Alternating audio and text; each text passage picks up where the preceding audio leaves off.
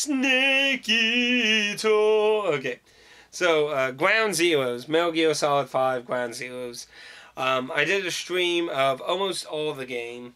There were 2 more missions, in my understanding. There used to be one exclusive for Sony and one exclusive for Microsoft, and the others were patched into the other version. Those are the only 2 missions I haven't done on Ground Zero, and they were just kind of joke missions. And I do plan on doing them, but overall, I think I've played enough to kind of talk about the game. But I am throwing that out there because a lot of times I do always like to say I like to complete the main story, and arguably it's kind of iffy what you consider the main story, because if you consider the actual the canon mission, that's part of the actual storyline, with the others or just kind of side objectives. I got that complete, or if you consider the whole pack, you get what I mean. But so first thing, you do get a code thing that you can use on the Konami site that's supposed to give you, and yeah, I know the disc game now. That it does not seem to always happen. That's like I have it in my system. But you get a code thing that gives you extra stuff, and the Phantom Pain of that. Nobody really knows a whole lot about that because the Phantom Pain ain't out yet, so we don't know all the content you get from that. But basically, this whole game takes place on a small base area, and your original mission is to sneak in and find 2 characters who I'm assuming came from Peace Walker. Pixie can probably correct me on that, or confirm if I'm accurate on that. I have Peace Walker, I never beat it though. But you're on a rescue mission to save 2 characters in that, and that's pretty much the first mission. The side missions are just different objectives. There's one where you rescue a person. I won't spoil that. That's very funny to find out who that was. That's definitely a worthwhile mission to play. If any of the side missions you're kind of not interested in, that one I recommend playing. Destroy this target and stuff. But overall, this game, it's going to be hard to really talk a lot about this game because it's really short. Like, you can do probably the main mission with a lot of screw-ups within 2 hours. If you're a really expert person at Metal Gear, you'll probably be able to do this in, like, probably less than an hour. Because the game gives you a lot of tools and directions to most of what to find, and the area you're interacting with ain't huge.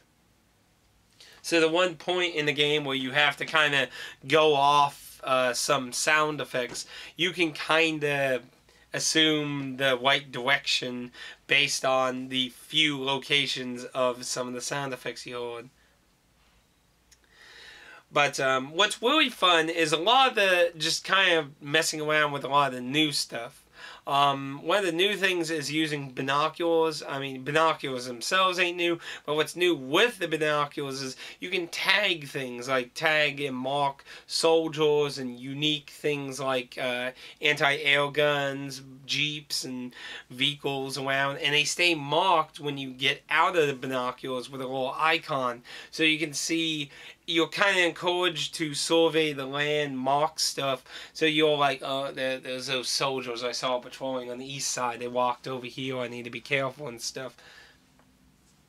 Sadly, like a lot of the more modern Metal Gear Solid games, you can also go running and gunning. And yeah, I did a lot of running and gunning. I don't claim to be an expert at stealth games. I usually suck very much. But for those who...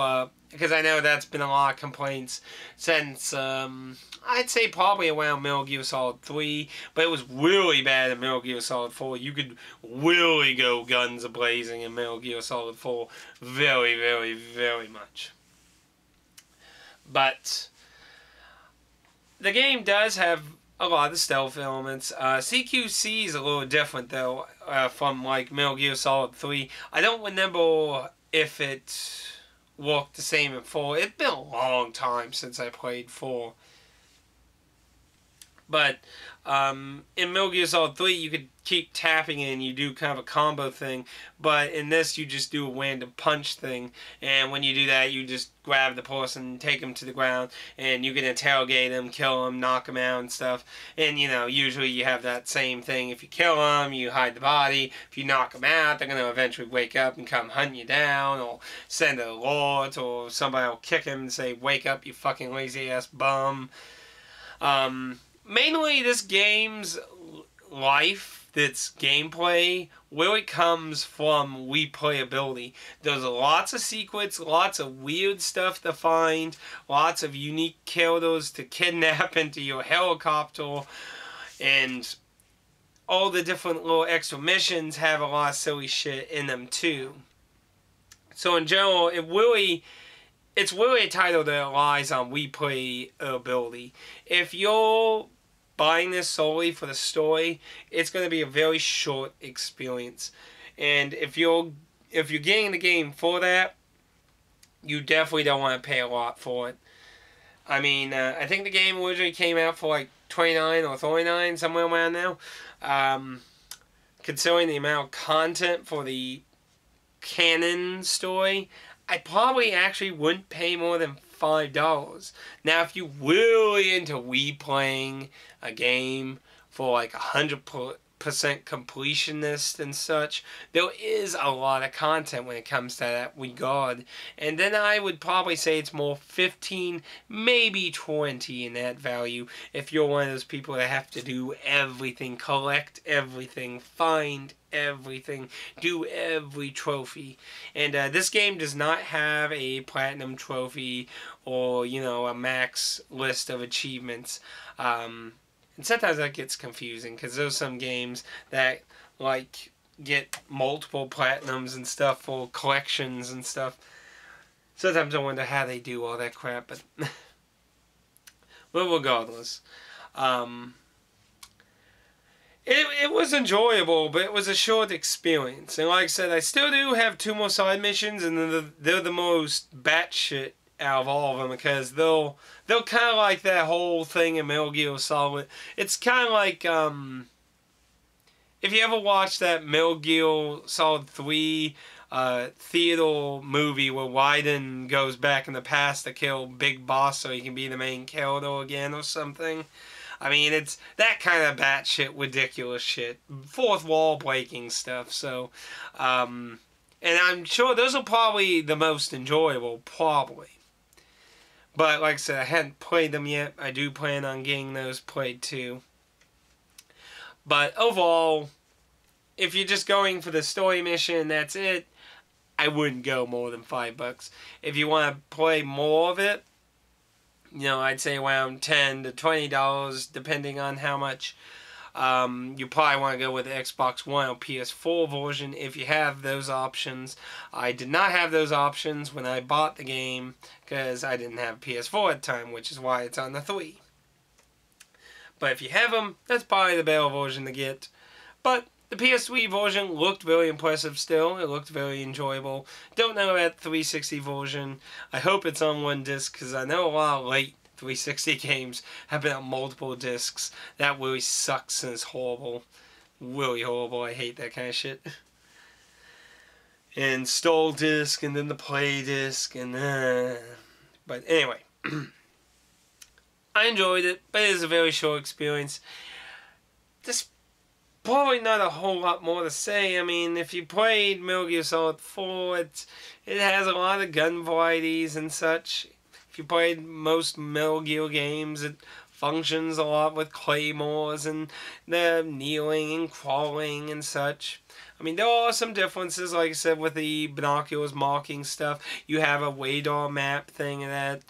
It's just kind of a little playground to mess around, and that was kind of the idea of the game, to get feedback on what they had in the game already, and make adjustments towards things that were positively and negatively received. That was kind of the idea they were doing with this game, or at least that's what they publicly said their idea was with it, so it's just a little playground of the main course to come. And to be honest, I enjoyed it. I look forward to the main course. I look forward to the Phantom Pain. But of course, everyone knows at this point, it's probably Hideo Kojima's last game with Konami and with Metal Gear. And it'll be a sad final course. Anywho, if you have any questions or anything about Metal Gear Solid Ground Zeroes, let me know in the comments down below, and I will let you know. Thank you for checking me out. I hope to see you in the comments. Chill. And don't forget, love always blooms on the battlefield.